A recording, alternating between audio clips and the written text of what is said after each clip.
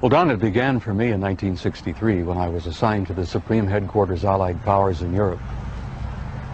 I arrived in the summer of '63 and I was assigned to the Operations Division. I was further assigned to what we call SHOC, the War Room, the Supreme Headquarters Operations Center. And at that time I was given a cosmic top secret clearance, which was and still is the highest level of security access that NATO has.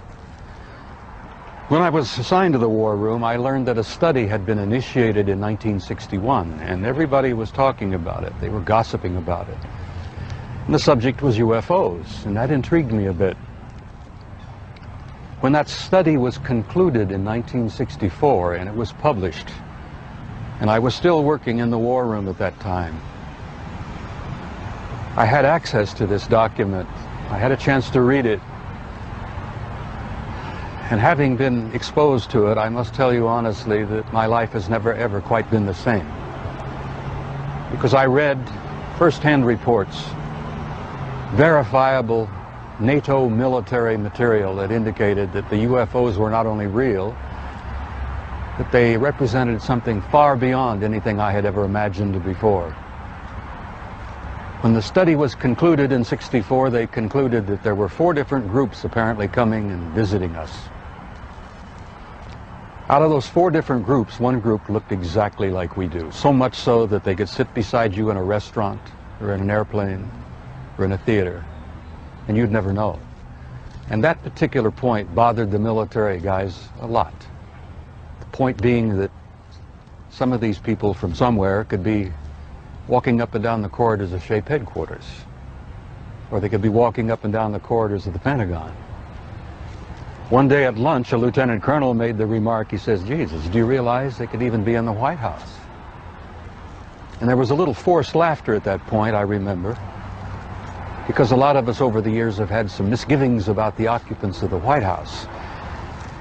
But the point I'm making is that the idea that aliens could be here in our midst bothered the military, because if you're not paranoid when you go into the service, you're certainly trained very quickly to be so. It's the nature of the military mind, I think, to be paranoid. But that was only part of the story. The SHAPE conclusions in '64 were that there were 4 groups that we knew of. They were apparently interplanetary. Some very likely were interstellar. They even concluded that some of them could be intergalactic.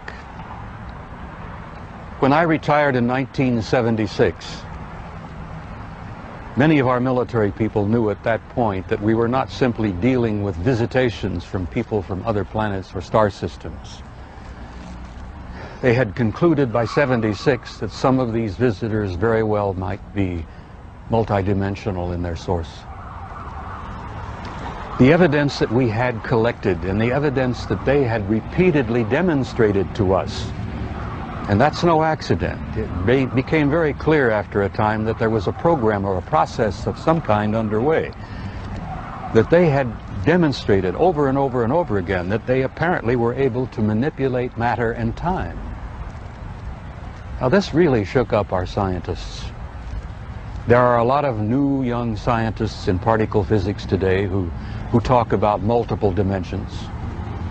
There's a brilliant young professor in New York by the name of Michio Kaku, who has written a brilliant book called Hyperspace, where they talk about 10 separate dimensions.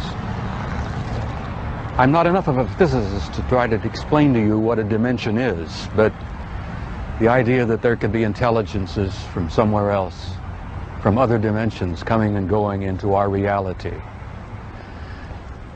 It's been quite a shakeup in traditional science. I guess I speak out openly and bluntly about this because I feel so strongly about it. I violate my security oath every time I speak about it. I do it intentionally and I do it on purpose, because I feel so strongly that the American people not only have a right to know the truth, but they have a need to know the truth. The truth, Don, apparently is simply this, that we're not alone, we've never been alone. We are apparently part of an infinite universe filled with intelligent life.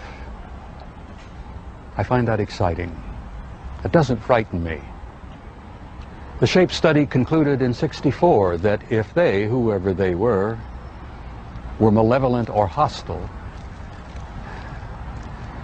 that they could have taken this planet and cleaned it up and eliminated us, turned us into dog food or whatever, a long, long time ago. That the historical evidence indicates that they've been with us a long time, and I've concluded that we had what I like to call an intimate interrelationship with at least one of those groups, the group that looks exactly like we do. And that point is, I don't like the word alien. I don't think the term alien is appropriate at all here. I like to refer to them as family. We're related to them. I think they had a hand in our being here. And I think the time has come where we're about to meet our extended family. It's going to be very soon, and the people are not ready. And one of the reasons I do speak out so bluntly and so openly is if in some small way I can help people get prepared for this.